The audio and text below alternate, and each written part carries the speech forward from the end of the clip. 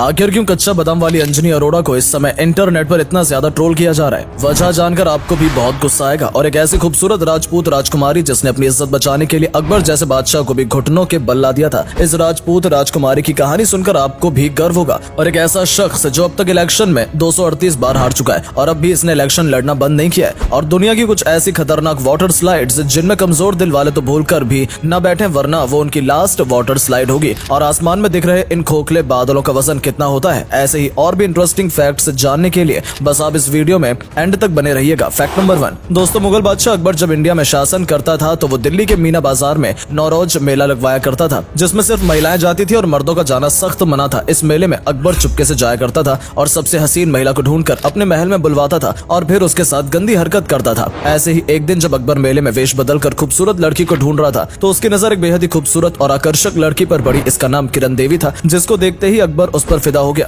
अकबर ने तुरंत ही अपनी दासियों को किसी न किसी तरीके से बहला फुसलाकर किरण देवी को अपने महल में लाने को कहा ताकि वो अपनी हवस पूरी कर सके। लेकिन किरण देवी शक्ति सिंह की बेटी थी और शक्ति सिंह महाराणा प्रताप के भाई थे। हालांकि इन दोनों में सत्ता को लेकर लड़ाई चल रही थी, इसीलिए शक्ति सिंह अकबर के साथ शामिल हो गए थे। लेकिन किरण देवी के मन में अब भी महाराणा प्रताप जैसा जोश था और वो महाराणा प्रताप को ही अपना बादशाह मानती थी। इसके बाद दासियों ने किसी न किसी तरीके से किरण देवी को अकबर के महल में दाखिल कर दिया। अब सबकी तरह अकबर ने किरण देवी को भी धन संपत्ति की लालच दी और यहाँ तक कि उसने अपनी बेगम बनाने तक को कह दिया। लेकिन किरण देवी ने अकबर की बात नहीं मानी और अंत में अकबर किरण देवी के साथ जबरदस्ती करने पर उतर आया और अपनी इज्जत बचाने के लिए किरण देवी ने नीचे पड़ी कालीन को जोर से खींचा और अकबर तुरंत ही जमीन पर गिर गया। और इस बीच किरण देवी ने फुर्ती से अपनी पोशाक में लगे चाकू को निकाला और अकबर के गर्दन पर रख दिया। अपने सामने मौत को देखकर अकबर घबरा गया और किरण देवी से अपनी जान की भीख मांगने लगा। और इसके बाद से अकबर इतना ज्यादा डर गया कि उसने ऐसा करना बंद कर दिया। Fact number 2। क्या आपको पता है मशहूर सिंगर दिलजीत दोसांझ की शादी हो चुकी है? हालांकि इसके बारे में बहुत ही कम लोग जानते हैं। कुछ सीक्रेट चैनल्स और न्यूज मीडिया वेबसाइट के मुताबिक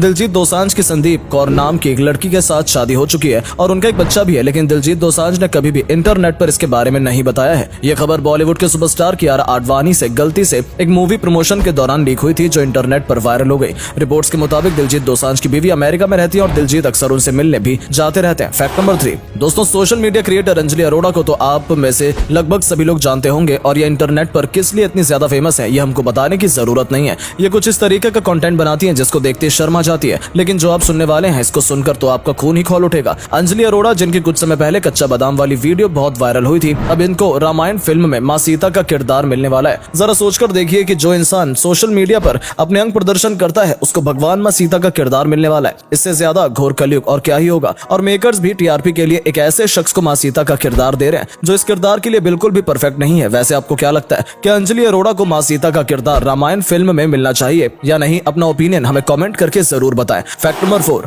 पिछले कुछ समय से आपने एक बात नोटिस की होगी कि दुबई जैसा रेगिस्तानी इलाका जहां पर लोग पीने के लिए पानी के लिए तरसते थे, वहां पर इतनी ज्यादा बारिश क्यों हो रही है? और अभी रिसेंटली ही हुई बारिश ने तो पूरे दुबई को ही डुबा दिया था। ये दुबई में आई अब तक की सबसे खतरनाक बाढ़ थी, जिसमें पूरा दुबई डूब गया था। ये इतनी भयंकर बारिश थी कि यहाँ दिन में भी रात जैसा माहौल हो गया था। कहा जाता है कि पूरे 1 साल की बारिश दुबई में 24 घंटे के अंदर ही हो गई थी। और दुबई में इस एक दिन की बारिश ने पता नहीं कितने करोड़ों रुपए का नुकसान किया होगा। पर ये जो इतनी बारिश हो रही है इसका सीधे तौर पर जिम्मेदार दुबई ही है। दरअसल दुबई क्लाउड सीडिंग की मदद से अपने देश में बारिश करवाता था, लेकिन इस बार दुबई ने 7 दिनों तक बहुत ही ज्यादा क्लाउड सीडिंग का इस्तेमाल किया और इसकी वजह से दुबई में यह खतरनाक बाढ़ आई है। ऐसा ही होता है जब कोई प्रकृति के साथ खिलवाड़ करता है। Fact number 5। अब तक हम लोग यही सुनते आए हैं कि दुनिया का सबसे बड़ा सांप टाइटैनोबोआ है और ये बात आप भी मानते होंगे। इवन पूरी दुनिया यही मानती है कि इतिहास का सबसे बड़ा सांप टाइटैनोबोआ है और ये आज से करीब 60 मिलियन साल पहले मॉडर्न समय के साउथ अमेरिकन कॉन्टिनेंट में पाया जाता था। लेकिन अभी कुछ दिनों पहले ही हमारे इंडिया के गुजरात में एक ऐसे सांप के फॉसिल पाए गए हैं जो कि टाइटैनोबोआ से भी ज्यादा बड़ा हुआ करता था। जी हाँ, इस सांप का नाम वासुकी इंडिकस रखा गया है। ऐसा नाम रखने के पीछे भी रीजन है। आपने जब भी शिव जी की तस्वीर देखी होगी तो उसमें आपने शिव जी के गले में एक सांप देखा होगा जिसका नाम भी वासुकी ही था। लोगों का मानना है कि ये वही सांप है। जब इस सांप के फॉसिल्स डिस्कवर किए गए थे तो रिसर्चर्स को लगा कि ये इतने बड़े फॉसिल्स किसी क्रोकोडाइल के हैं, लेकिन रिसर्च के बाद मालूम चला कि असल में ये एक सांप है जिसका साइज बहुत बड़ा है। इसके बाद इस पर और रिसर्च की गई तो मालूम चला कि इसका साइज 15 मीटर से भी ज्यादा हुआ करता था, जिसके हिसाब से ये टाइटैनोबोआ से भी बड़ा सांप है जो कि हमारे इंडिया में ही पाया जाता है। फिलहाल इस समय पूरी दुनिया में इस सांप की बात चल रही है। Fact number 6। कोई भी इंसान इलेक्शन में कितनी बार हार सकता है? 1, 2 बार, 3 बार, ज्यादा से ज्यादा 50 बार। इसके बाद वो इलेक्शन जीतेगा या फिर इलेक्शन लड़ना ही छोड़ देगा। लेकिन जरा आप इनसे मिलिए। ये हैं तमिलनाडु के पद्मराजन, जिनकी उम्र 65 साल है और ये सुनकर शायद आप चक्कर खा जाएंगे कि ये अब तक 238 बार इलेक्शन में हार चुके हैं। इन्होंने स्थानीय चुनाव से लेकर राज्यसभा और राष्ट्रपति राष्ट्रपति के चुनाव भी लड़े हैं, लेकिन बदले में हार का ही सामना करना पड़ा। हालांकि इनका असल काम पंचर बनाना है, लेकिन इनको इलेक्शन लड़ने का बहुत शौक है। पद्मराजन पिछले 36 साल से लगातार इलेक्शन लड़ते आ रहे हैं, लेकिन इनको हर बार हार का ही सामना करना पड़ा, इसीलिए लोग इनको इलेक्शन किंग के नाम से भी जानते हैं। इतनी ज्यादा बार चुनाव हारने के बाद इनका नाम Limca book of world record में भी दर्ज किया गया है। फैक्ट नंबर 7 दोस्तों, गर्मियों में वाटर स्लाइड में एंजॉय करना हम सभी को पसंद होता है। हम जिस वाटर स्लाइड में एंजॉय करते हैं वो नॉर्मल ही रहती है, लेकिन दुनिया में कुछ ऐसी वाटर स्लाइड्स भी हैं जिनमें नहाना